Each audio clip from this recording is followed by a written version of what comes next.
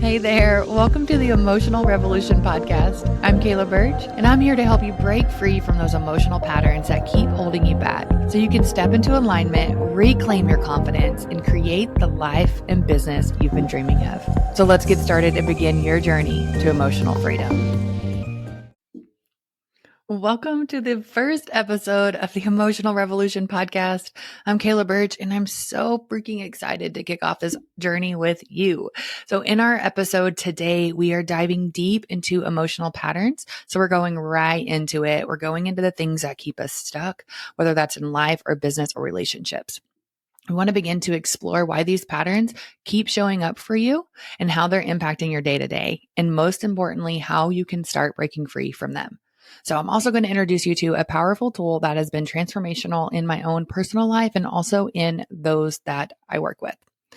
And this method is going to guide you step by step to not just identify your emotional triggers, but also help you respond in new, empowering ways. So by the end of this episode, you'll have a clear, deep understanding of your own personal emotional patterns and also how they're holding you back and some practical steps to start breaking those cycles and gaining more clarity, confidence, and control in your life. So if you're ready to start your emotional revolution, keep listening because we are just getting started. So before we can go any further into all of this and learn how to shift things in our life, we actually have to be really clear on what an emotional pattern is. So emotional patterns are just reoccurring emotional responses, and they're oftentimes tied to past experiences or beliefs in our life.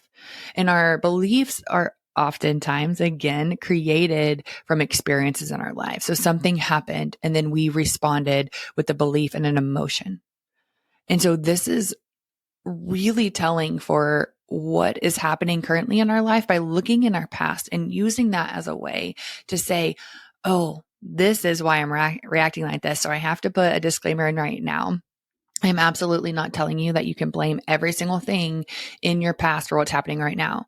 We're not going to go into, like I like to say, our mommy and daddy issues and blame them for anything. This is never about blame or saying, this is what caused me to have this. It is gaining insight into our current emotional patterns, our current reality, and saying, this belief was formed from this incident or from this experience or from this trauma.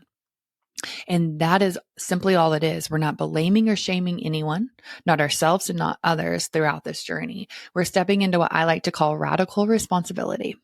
And we are taking responsibility for how we feel in our emotional state currently by understanding what has led us to exactly where we are today. And the better we can understand those emotional patterns, the better we can navigate life now, because we're not running off of these subconscious thoughts, these thoughts that are directing our every single step, whether that's in relationships, our personal growth, or our business.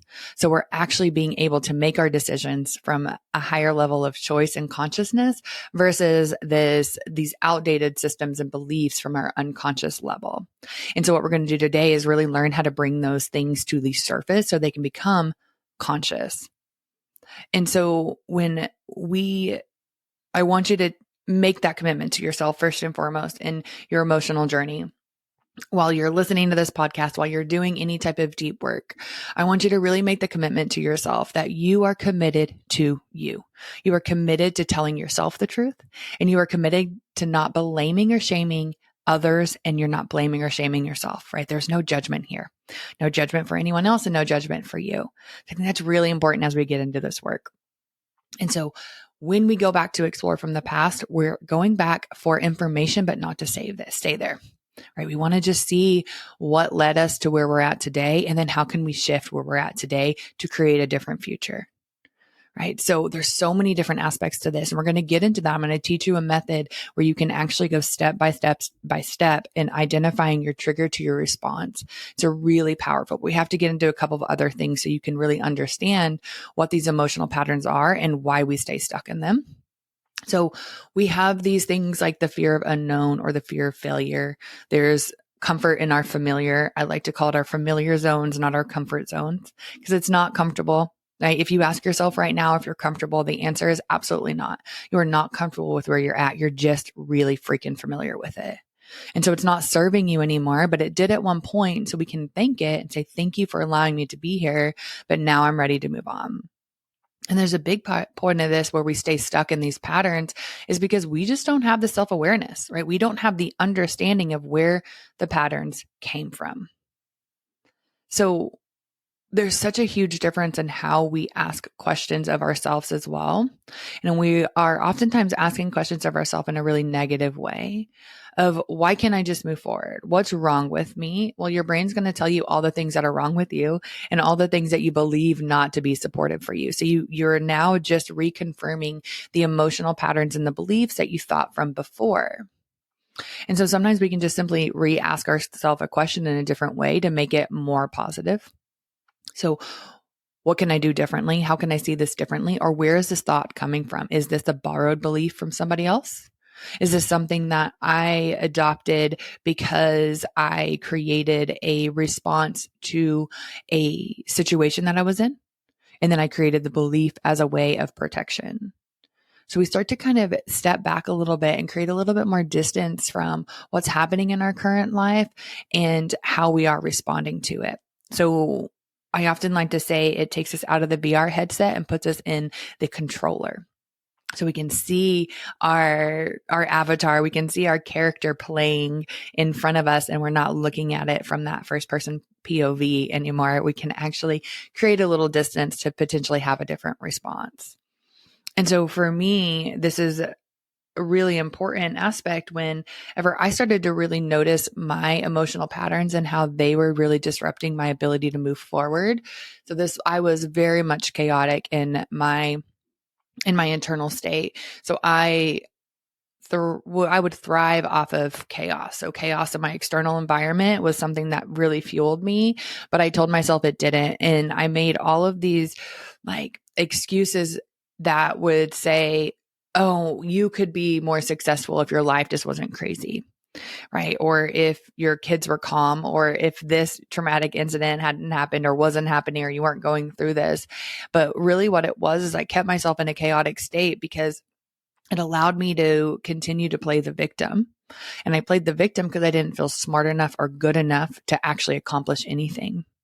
And so even as young as third grade, I started this story that I was not smart. So I wasn't smart. I avoided a lot of deep work. School was very, very hard for me. And so I created a lot of defense, a lot of ways around things. And by the time I was in high school, I wasn't even doing any of my work anymore. And so I created the story that I wasn't successful and I wasn't smart enough. So I didn't go and take any type of test to get into college because I didn't want to have a test that showed me how dumb I was. And that was the story. That was my narrative of my life. And so that impacted my next steps in my life. So I didn't take any tests for me to be able to get into college. And I told myself it was by choice, but it was not by choice. It was from a subconscious belief that I just wasn't good enough or capable, or I wasn't going to be able to make anything of myself. So I thought, I'm going to create my own success, right? Great. It sounds great, but I wasn't doing it for empowerment. I was doing it from a sense of lack and fear because I was so scared that if I stepped into something else, then I was going to be shown that I wasn't smart enough. I was going to confirm what I already thought about myself. And I didn't want to do that. So it's really important to also recognize, where are your choices coming from? So that very instance, for me, it was coming from fear, and fear of rejection or fear of lack or fear of proving that I wasn't smart enough. So I made a different decision, and that's okay, right? It led me to exactly where I needed to be. But looking back, I can see why I made that fear, that I did that in a very self-sabotaging way.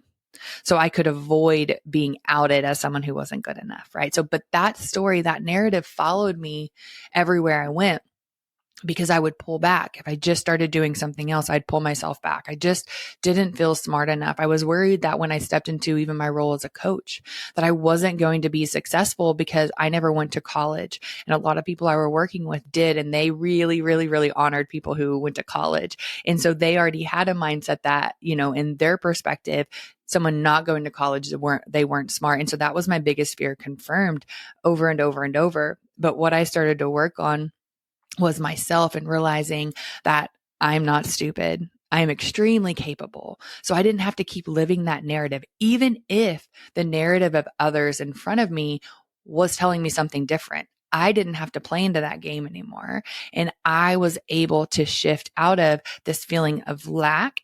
And so instead of saying, oh, I'm going to do this in spite of anyone who doesn't think I'm smart enough, it was, I'm going to do this to empower myself to step into these different roles, to step into these leadership roles, to step into this really powerful, position of helping others and creating containers for change. And I'm going to do it as I empower myself, not in spite of anyone else, not for any other reason. So you start to understand where these thoughts and these beliefs are coming from and how they're leading to your actions. So to even give a little bit more to that, and I want you to be thinking about these stories and how they relate to your life. What are your thoughts? How are you derailing yourself?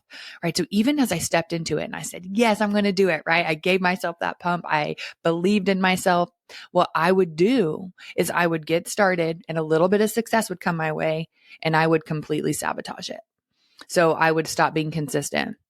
I would stop showing up on social media. I would stop creating new offers. I would create any reason, even though there were actual external stimuli that were valid excuses, right? I would create anything that would derail my success. And that was because I had to be very honest with myself about that. Why was I doing that? Why was that showing up for me? I had to really start telling myself a deep, deep, deep truth. And the deep, deep, deep truth was that I didn't think I was capable of being successful. And so it was so scary for me to step into a situation where I might become successful because I didn't know how to handle that. That shattered every paradigm I had about myself. Every belief was rooted in me not being smart enough to be successful. And so all that self-doubt, all that indecision, all that overwhelm, all that procrastination, all of those things would rise to the surface. And so here I was repeating the same cycles over and over and over. I was in that same groove of the same record, playing the same tune until I realized, oh, I can change this. I can play a different tune. I have to be radically responsible for what's going on in my life. I can't blame anyone else. So it's really important to, when we're identifying our emotional patterns, one good place to start is with blame. Who are you blaming? Right? Who are you blaming for your current state, for your disruption and peace? Who are you blaming for not being able to step into your own emotional revolution? Because you're giving that power over and over and over every time you blame somebody. And one of my biggest beliefs is that we have to be able to see other people really clearly, but we have to do so in a way where we are allowing ourselves to see that it's okay if they believe a certain thing. It's okay if they think something about us. Because if we are truly loving ourselves and if we truly believe in ourselves, it does not matter what somebody else thinks about us. It does not matter if somebody else doesn't believe that we are capable. What matters is that we believe we're capable, and other people can have their opinions and they can have their thoughts and they can keep those because we don't have to adopt that belief for ourselves. And so as we get into these spaces where we're really starting to see and track our emotional cycles, we have to be able to process through them. So I want to teach you a way to be able to recognize your triggers and consciously choose a new response. And so going back to my story, that's exactly what I did. I recognized that I had a trigger. I recognized where it came from. I recognized what I was gaining from it. And I recognized what was true in that. And then I released it and I made a different choice. And that's the power of this method. And so this method is called the trigger response method. And you'll hear me reference it as the TRM. And so this is the TRM. It is the root and the basis of the work I do and how I help people identify their triggers. So I wanted to teach it to you today on our very first podcast because I think it is such a powerful foundational approach. And I want you to be able to take it with you on your emotional revolution. So I want to walk you through each of the steps. And I have a free resource that you'll be able to download. And so this will help you go through deeper. But if you are capable and able right now, take your notes, do what you need to do. And if not, if you are driving or wherever you're at, just know you can come back to this resource. So the very first step in the TRM is identifying your trigger, which is what we just have been talking about. So you're recognizing the moments when you feel emotionally reactive or stuck. And so these are signs that there are emotional patterns in play. And so this could be something like feeling really defensive when receiving feedback, avoiding tasks that bring up fear of failure, things like that, right? That's what we're looking at, right? Being very emotionally defensive to your partner, being withdrawing when you get negative criticism online on social media, right? That's your trigger. So I want you to begin to work through this. I want you to begin to look at this for yourself as well. And what is the trigger that you need to personally be working on? What is the biggest thing right now in your life? Maybe it's super present. Maybe it just happened.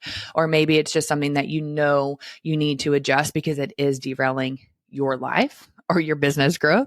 And I don't mean that in such a way where it's like, I'm like derailing your life, like everything is absolutely falling apart and everything is super chaotic all the time. I just mean it's that little disruptor in your life where you feel super reactive. You don't feel like you have a deep sense of control, right? So identify your trigger. That's step one. Now we move to step two. So step two is just simply observing your reaction. This is when we pause and we observe our immediate emotional response without judgment. So how do you react when you're triggered? Are you angry? Do you have anxiety? Is there avoidance? Right? So the really key thing here is that awareness is the key to shifting this pattern. So you have to get really clear on what you do. Do you withdraw? Do you blame? Do you feel guilt? Do you feel shame? What comes up? What is your reaction? Are you super defensive? Right? So we have identified the trigger and then we start to observe our reaction. And then we move into step three where we begin to question the emotion. This is where you ask yourself, what is this emotion really about? Is it based off of this current situation? Is it tied to something deeper like a past experience? How does this emotion affect me right now? Right? Well, I'm feeling very angry, which leads to the shame and blame. So step two and step three are very, very, very, they go hand in hand, right? So you could be doing step two and step three oftentimes at the same time. And another important thing to remember as you work through this TRM, that it doesn't have to be this linear step 1, 2, 3, 4, 5, 6, 7, 8, right? It doesn't have to be exactly like that. Just know that all of these things are going to be supportive in this journey of identifying your trigger and going to a very conscious response. So step 2 and 3, you'll oftentimes be observing your reaction and questioning the emotion at the same time. Like, where did this come from? And that question of what is this emotion really about and how is it really affecting me really leads us into step 4. And so this is where we start to get into the meat of it, right? This is really the juicy part, is when we start to find the root. So this is when we start to trace things back to its origin. Like, where did this come from? And so this step is about uncovering the belief or the past experience that's really fueling that emotional response now. And so oftentimes this is going to be rooted in childhood. That's where a lot of our beliefs were formed. And so if you go back to it, your defense and your belief about whatever your trigger is was oftentimes formed or at least started in the childhood. And so I want to really, really, really drive in the fact that we're not blaming anyone here, right? We're not blaming anyone else for what happened in our life. We are just looking at it as a way to say, oh, this is where it started. Oh, this is where I started this belief. Oh, this is where this emotion was rooted from. And now I'm going to begin to uncover what that looks like for me. And so some examples would be, just a really simple one of fear of failure. Right? That's rooted in childhood experience of being criticized for mistakes, right? So you tried something or you're excited about something and then maybe a little something went wrong and you got criticized for that. That is huge. That is a huge impact in how you show up today. So it can seem so minor, but it doesn't really matter. We're not just talking about a big T, a big trauma, or a small t, what is considered a little trauma in your life. We're looking at what happened and you created a belief around this. It doesn't have to even be that dramatic. It can be, but it doesn't have to be. It could be, oh, you created a picture and then you went and showed a parent and your parent said, oh, or just completely ignored you. And you were so excited about it. And that created a belief that you weren't seen. Now, that does not mean that your parent is to blame or that your parent wasn't seeing you, right? That's not what we're doing here. We're saying, oh, wow, my beliefs are created from the reality of how I see things. And I think it's also important to remember here that your perspective is always going to be different than somebody else's, even if they were in the same situation, because you are not the same people. And so your point of views, your experience, and your emotions are going to be different because you're not the same. And so that's why it's also important to recognize, to not blame somebody else or shame them for their response or what, their action that they had, because it was their response and their reaction, and it couldn't have been any other way. And so that's really important to remember here. So we're finding the root. We're saying, where did this come from? How did I continue to validate this experience in my life?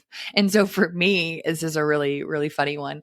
But for me, with not being smart enough, it actually really occurred to me in third grade. I don't know what your third grade life was like, but that's when you started multiplication facts. And I could not remember a multiplication fact to save my life. To save my life, I couldn't remember. And so there was a huge board where each time you mastered a multiplication fact, and after like zeros, ones, and twos, I was toast, right? It was hit or miss if I was going to make it through. But what happened was everyone got an ice cream sundae. And based off the ice cream sundae, how many of those multiplication facts you mastered is what toppings you got. And so my little ice cream sundae stayed very, very, very small without a lot of toppings. And that was when I truly realized, oh, I'm not as smart as everybody else, because I'm looking at a representation of that on a board of telling me that I'm not. Right. So that was my root. That was a big part of it, where I thought, I'm not smart enough. I'm not good enough. All these other people got it figured out and I don't. And so then what did I do? I started validating that in every single experience. Okay, so we are on step 4, finding the root. So one important part about this is sometimes you actually may not know what your root is, and that's okay too. You don't have to just dig up something just to dig up something. Like if it comes to your mind, absolutely perfect. If it doesn't, just say, okay, I don't know where this originated, but I know that it originated maybe sometime in childhood or maybe in my early adulthood or wherever it was in life, right? And that's okay. You don't absolutely have to get held up on where it came from. And I think that's where a lot of times we get sidetracked as a distraction, which is also very important to recognize that can be very much a defense mechanism as a distraction. So you don't actually have to solve anything, right? So don't get caught up in finding the actual origin if it's not coming to you, right? But if you know, it's great. Mine's pretty specific with my poor little ice cream sundae.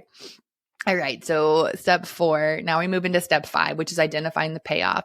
So this right here is something that if you followed me for a while, you've definitely heard me talk about this, but it's not talked about near enough in this healing journey.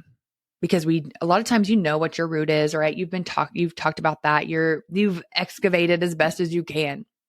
But what we don't recognize is that there is a trigger, there's emotion, there's a place that it came from, and there's something we're gaining from it. So this step asks you, what do I gain by staying in this pattern? And what I hear so often is, I don't gain anything. And that's not true. If you didn't get something, you would not be doing it. So if you weren't getting something in return, you would absolutely change your pattern. That is exactly how it works. So there is a sense of safety. There's a sense of control. It's a perceived sense oftentimes, right? So sometimes staying stuck provides that false sense of safety and control, right? So even though it's uncomfortable, it's familiar. So now we go back to that familiar zone. And so that's what's really important for you to remember here, is that you're gaining something, right? So for me, by staying I don't want to say not trying, but me staying in this thought of I wasn't good enough, my payoff was that I never had to find out that I wasn't. So it was a deep sense of safety and protection. So I didn't have to confirm that I wasn't smart enough or good enough out in the world. So those are some really important things that you have to be able to recognize, is that what are you gaining from this, right? So if you engage in something like you are really defensive and you want to change that, and you say, what am I gaining from this? Well, I'm gaining a sense of keeping people at arm's length so I don't have to be vulnerable. So I don't have to show my true self for them to then reject me. So there's a sense of safety from rejection. And so you can really start to identify these payoffs. Being a victim is actually a really huge payoff, right? Because when you're the victim, you don't have to step into responsibility, right? You don't have to be responsible for what comes next or how you're acting, because you can blame other people. You're the victim, right? I was a queen of victimhood, right? I love to make everybody else at fault because I didn't want to step into responsibility. And so that's a really common factor as well. So you have to ask yourself, what do I gain from this? Why do I derail my business growth and success so often? Why, when I get a little momentum and things start coming in, the money starts coming in, or the followers start increasing, or, people start calling to get me to speak, why do I pull back? Why do I stop being consistent? Why do I insert whatever habit you have that derails your success? And so for me, when I would get a lot of success, now we're staying on the same storyline of not being smart enough or capable enough. I had this thought that, oh, they're going to find out that I'm not good enough. Oh, they're going to find out. Just wait until they find out that Kayla's not what she says she is, or that she's really not as capable as we thought she was. So just wait until they find this out. And so that was my big payoff was, oh, I'll pull back from this momentum because if I get this big speaking gig, or if I get this or I do that, they're finally going to find out that I'm just not good enough. And so it was that fear of being outed as not smart. And so I kept doing that over and over and over. And I wasn't even realizing it because I was rationalizing it. And it sounded so rational in my brain. So the things that I'd pull myself back from, it sounded like I was really making a very conscious and supportive decision, but it was not. It was coming from a place of fear and, rejection. And one important thing to say here is that wasn't that I was scared from other people rejecting me. It was that I was really scared of me rejecting me. So are you rejecting yourself? And how can you see that you're rejecting yourself over and over and over and over again? So these are the things that we start to explore. And that's when we also step into that personal responsibility, right? So that's why we have to really be clear on the payoff. You have to identify what you gain from this and not judge it, not think, oh my gosh, I'm so dumb. I keep doing this. I'm not getting anything in return. And I wish I could change it, but I don't. We're not doing that, right? We're not playing that game. We're not blaming or shaming ourselves or judging ourselves. We're saying, oh, I see this clearly now. When I see it clearly now, I can change it, right? So that's when we get to step 6. We're accepting what is, right? We're acknowledging the pattern without judgment. Acceptance creates the space for change, period. Right? So we accept it. We say, okay, I see that this thought was originated from this thing. I see that I'm gaining this as a sense of protection. I see the habits that I am playing out over and over and over and over again. I accept that. That is what is happening right now. Now, accepting it doesn't mean you have to live there. Right? That's not what we're doing. Accepting means we are bringing awareness to a situation and a pattern, and we're doing so without judgment. Because the more we resist and push, the harder it is for us to change because we're only looking and focusing on that negative space, right? So acceptance creates the space for change because we are saying, okay, it's here and now I want something different. All right. So now we move into step 7, which is finding the truth, right? So we're challenging the limiting belief behind that pattern. Right? Is this really true that you're not good enough? Is it really true that I'm not smart enough? Is this just a story that I created about myself? Or is this a conditioned response based off of the conditioning that I'm surrounded by? Well, the answer is always yes. Like for me, of course, it wasn't true that I wasn't smart enough or wasn't capable enough. Does that mean that I mastered do I have some amazing triumph story about my multiplication tables? Absolutely not. But I know how to use a calculator and everything is golden. Okay. But I am capable and smart in the areas in my life that produce the skills that I have to make me extremely successful. So for me, finding the truth is, why would I focus on the things that I'm not good at? And how can I focus on the things that I am good at? How can I focus on what actually moves me forward and what highlights my skills and my personality and the way that I show up in the world instead of focusing on all those other things? So I started to find the truth, right? The truth was that I wasn't very good at math, right? But also the truth is that I'm really good at a lot of other things, right? So how can I shift the story and the narrative that I'm telling myself? Right? And then we move to step 8 of choosing your reaction. So that final step is about consciously choosing a new empowered response. So instead of just reacting out of fear or doubt, you're responding with confidence and clarity. You're responding with a place out of pure awareness, a conscious awareness. Like before you were not. Before it was trigger response, right? Or trigger reaction, I should say. You were reacting to the trigger and the emotion was taking over and the emotion created the thought storm. And then you were spiraling out of control and you were just defaulting back to patterns that were not supportive for you, right? So when we start to choose our reaction because we have a deeper understanding, our response is now an empowered response. It's a conscious response. And so it's a really, really beautiful space to get into. And you'll notice that it doesn't require as much thought over time. So you might notice that you slip back into what is perceived more of like a backslide into old habits, but you have to recognize, oh, of course that's here. I responded to this way for so long. How could I immediately change it? And so that's what I want you guys to be working on in seeing how you can apply this to your life, right? How could you add the TRM steps into your own life and reflect on a recent situation where you felt triggered? Maybe it's a person that's triggering you and you're asking yourself why. So a place for you to work on some writing, like a journaling prompt. I like automatic writing where you just ask the question and you just write until you can't write anymore. You're not really consciously thinking. You're just allowing your subconscious to flow onto the paper. That's what is one recurring emotional reaction you experience. So what is one recurring emotional reaction that you experience? And just allow that to come out, and then use that TRM, use the steps to really break down that response and explore how you can choose a new reaction. How can this help me? How can this help me with my emotional patterns? How can I be more free? How can I help this move my business forward? How can I stop being so triggered when I post on social media or the lack of posting on social media? How can I use the TRM as a way to move forward and start to take control of my emotional landscape? So thank you so much for joining me today on the Emotional Revolution podcast. I am absolutely so excited for you to start using that TRM and to be here on this journey. It's going to really help you break those emotional patterns and create that new path forward with more clarity, more understanding. And don't forget, I have a free resource for you. I'll put that in the show notes for you to be able to download and just work through. And there's going to be some added things on each step so you can understand it more as well. So if you're ready to continue this journey, be sure to subscribe so you don't miss the next episode. And I would love to hear from you. So share your reflections using the hashtag emotional revolution. And I want to know what patterns you're breaking. I want to know what you took away from this episode. And I can't wait to see you next time.